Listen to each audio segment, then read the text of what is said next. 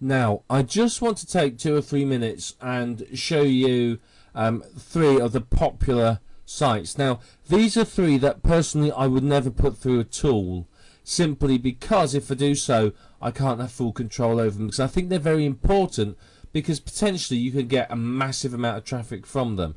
The first is digg.com, D-I-G-G, you can see it up here, .com. Now, digg.com is a news site. It doesn't respond well to everything going on here. Sure, you can put everything you want on here, but what I would recommend is that you put on something that's newsworthy for Digg. Digg is very much more news and serious focused, if you like. It's I don't know if this is quite the right word for it. It's a grown up social bookmarking site. It's for sort of highbrow people, if you like. The real benefit of Digg is you can get a massive amount of traffic. Now you can see here the stuff on the front page. Now every time someone digs your article, it will appear back up here, because these are made popular recently. Now the reason you want to be careful about what you can put here is this little button here, the bury button. What this means is that if I read something and I think, God, that's a load of rubbish, what on earth is that doing here? I click that button, it takes the Digg away. Too many of these and it goes completely off the site. And that's why you don't want to put any old rubbish on here. This is where you put your best articles, your most controversial, your most newsworthy stuff that's going to grab people's attention. And then people are just going to click the Digg, because people who come in and read the site, when they read something and like it, they'll just click the Digg button, and that pops it up again and gives it a benefit. Now you can see here, obviously the more digs it has, the better, the more popular it is. So what you can do is you can use the Mechanical Turk, for example, to get people to dig your site. You just get them to come along here, dig your site, and off they go. Very, very simple.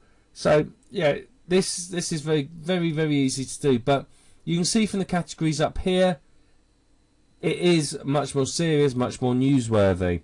So you need to make sure that whatever you're doing is going to sort of squeeze into one of these categories. And you can see here, if I click on all these, the different links. So they don't have the variety of links that, say, Easy Articles does.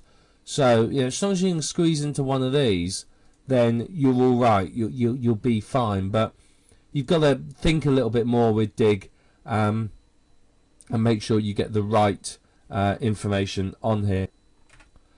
Now this is the second site I wanted to show you. It's called StumbleUpon. Basically what StumbleUpon is the idea behind it is you find a site of interest, you think, wow, that's fun, and you submit it to StumbleUpon because you stumbled upon it. And what happens is other people come here and they too can stumble upon it. So if I click self-improvement popular niche and click start stumbling, then it will come up and it will show us. This is a bit more of a social site than, say, Digg is. And the process is people stumble upon it, they read it and go, am I interested? I like it. Am I not interested? No. And they move on. And every time you click stumble, it will take you to another random site in that category. So you can see we can just go through this forever. So actually, StumbleUpon is a very popular site with people who use it. It really is. It's quite a high traffic site, and the thing with StumbleUpon is it responds better to offbeat stuff, things that are on the edge, things that are controversial, things that are funny, and so on and so forth. It's not as serious as Digg.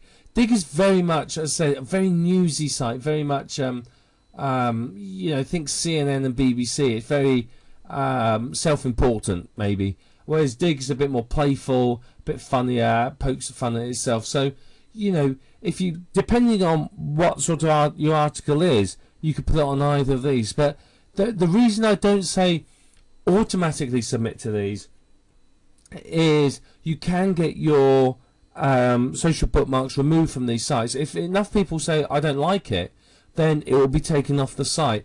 Now the reason that could be a problem is, say for example Google comes along to Digg and finds your link on there today. It goes, oh right, there's your link. It comes back tomorrow and your link's gone. It goes, something must be wrong with that site. Why is it gone? So it can actually damage you to have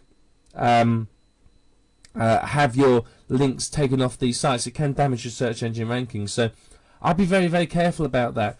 But what I would also recommend is you do the other big site like Facebook and MySpace. MySpace I don't particularly use, so I would let it do it automatically. But my Facebook account, yeah, I would do that manually as well. Same with Twitter.